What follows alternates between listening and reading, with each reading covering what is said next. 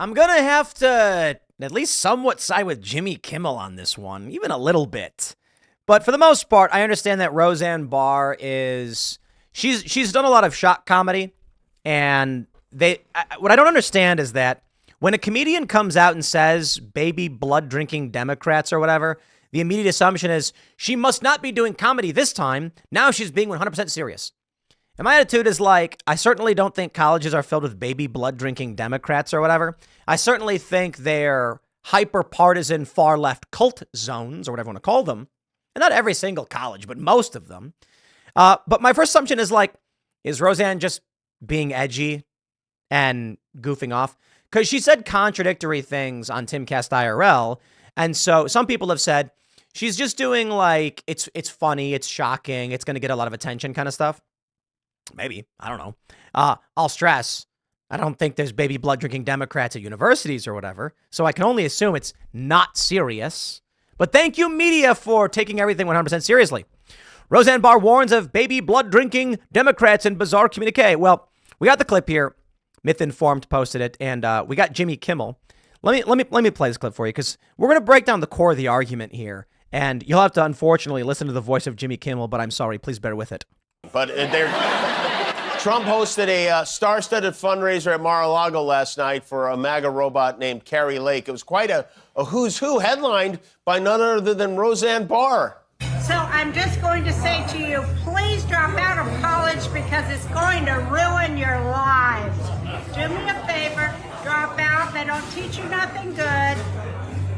Email me or Twitter me or whatever you call me, and I'll help you with your life, but you've got to get out of college because it isn't nothing but devil-worshipping, baby blood-drinking Democrat donors. Love ya. The Connors, new tonight on ABC. Well, it seems like she's doing great. So I love how Jimmy Kimmel's show is basically the we just hate Donald Trump show. Okay, I guess. But, let's talk about college. I'm sorry, guys. Roseanne Barr may be acting a fool when she says devil-worshipping baby blood drinkers or whatever. And I get the Epstein stuff and the weird spirit cooking, whatever you want to call it. But the reality of these universities is they're hyper-partisan, they're far left, and they're cult-like indoctrination centers. Why? Because those people have taken those jobs, because the right seeded this ground. That's really it. The real issue with college is not so much about the fact that you're going to go there and there's going to be a bunch of woke garbage. That's true. Colleges suck. But a lot of these universities, we started to see they're abandoning DEI policies. So they may actually course correct in many ways. The real issue with college and why it's bad for you and why Roseanne is correct in her first statement is that you don't need it. Oh, here we go. Welcome, ladies and gentlemen, to high school dropout Tim Pool's lessons on how to become successful, and college is not on the list. So here we go. As they make fun of Roseanne, the important things I think we consider are they want people who are in the cult to believe college is imperative. They want people who believe college is imperative to be in the cult.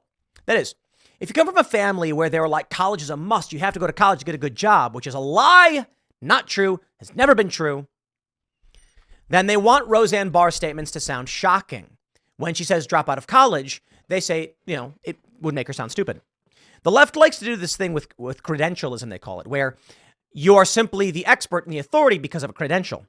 Unfortunately for all of these people, they don't want to accept it. I, in fact, have a degree in nuclear physics and evolutionary biology. I do.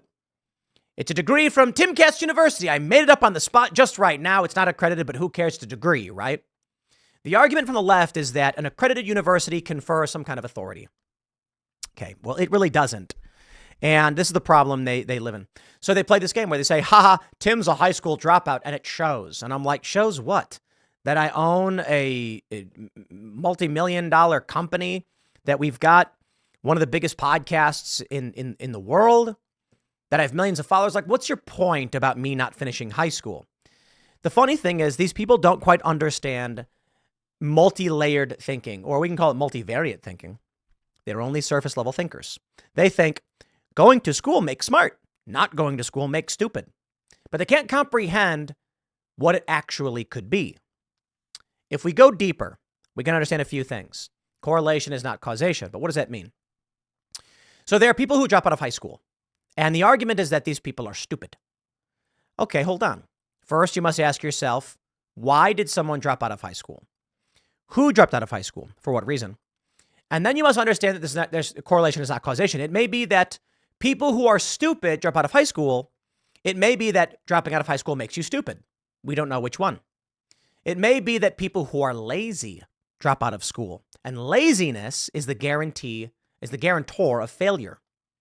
So when they say things like, you didn't finish high school, you must be really dumb.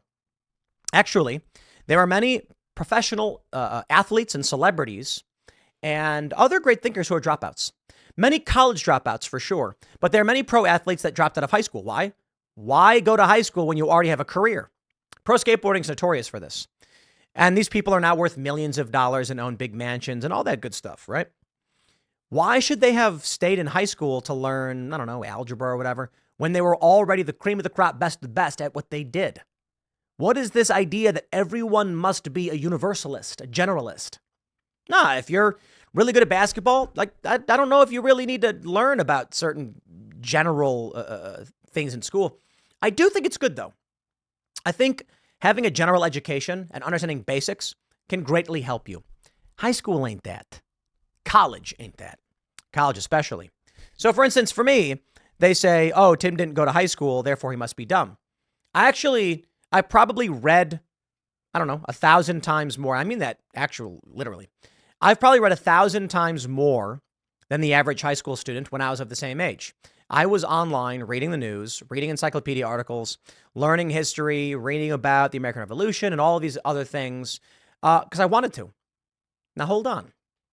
You see, the problem with correlation and causation is they say, people who drop out of high school tend to have lower income, tend not to have families and things like this.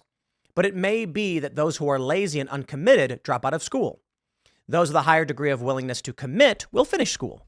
So commitment may be the real issue in failure, not general knowledge from school.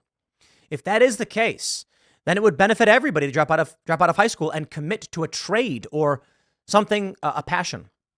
Let me tell you about college. Here's my theory.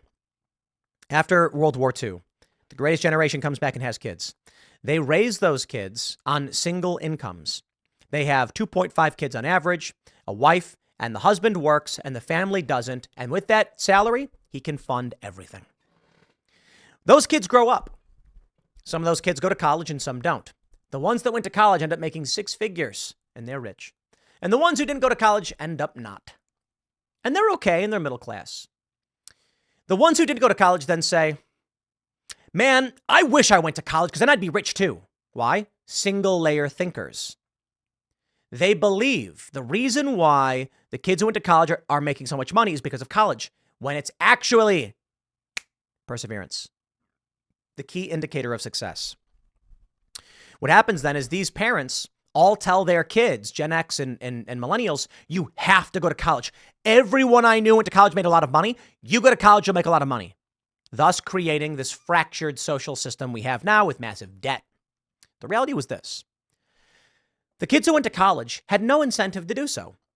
They were raised by a single income family. So you've got two boys raised by, let's say there's a guy who comes back from World War II, has two kids. Let's say they're twins.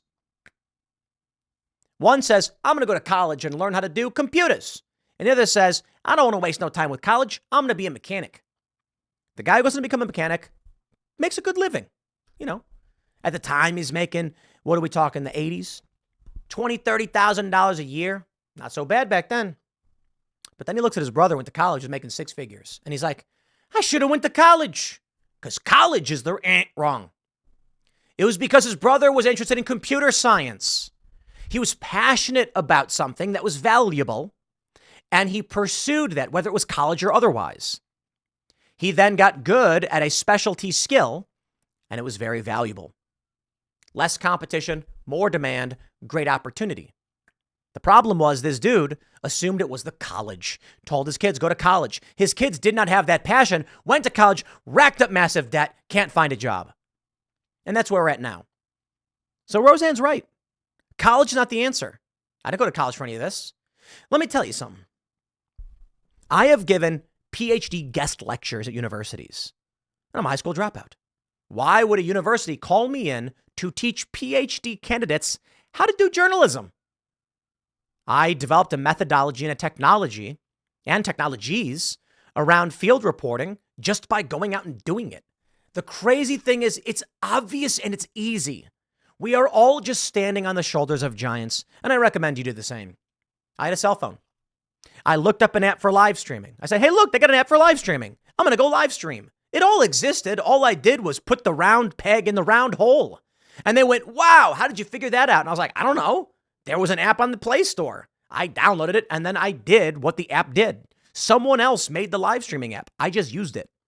However, I had to solve for a few problems. Electricity. So we got this big Energizer battery, plugged them into the phones that had a higher charge rate than a discharge rate, so I could use the phone for an extended period of time. Then I was able to walk around and live stream at Occupy Wall Street for 22 hours straight during the end of the occupation at Zuccotti Park. Led to a lot of attention. We then applied this technology using a software development kit for the AR Parrot drone so that we could live stream from the drone and did some cool stuff with that. We also had a similar thing with this little ball you could throw and it would flip over and then drive on the ground with cameras. Cool tech. We applied existing technology, creating methodologies. I did invent a few things. Me and my buddy invented a cooling system for mobile hotspots. So in hot areas, your cell phone and your hotspot, the hotspot, you know what a hotspot is. I mean, we don't really use them anymore. They overheat. And if they do, they shut down and then you're offline. So what we did was we 3D printed a casing, wired what was it, like I don't know, 24 millimeter fan or something? Was it 24? What was it? Or was it 48? I don't remember the dimensions. But then we wired that into the Energizer battery we used because it had two outputs. So we could charge the phone and the fan at the same time. The fan we use as an exhaust, and I had it in my backpack, exhausting the hot air from the hotspot because the hotspot was heating up as it was broadcasting. We invented that stuff. I didn't go to school for this. It's just something we needed to do. You can spend tens of thousands of dollars to go to a room because you don't know what to do, or you can go on the internet and find people. I tell this to people all the time. They email me and they'd say, Tim, I want to travel the world like you. I'd say, go do it. And they'd respond with, oh, well, I can't really do that. And I'm like, well, okay, then. If you're not willing to do it, that's why you'll fail. The people who never give up are the people who succeed. That is a scientific fact. Take that one to heart, Jimmy Kimmel. I guess I'll leave it there. Next segment's coming up at 1 p.m. on this channel. Thanks for hanging out, and we'll see you all then.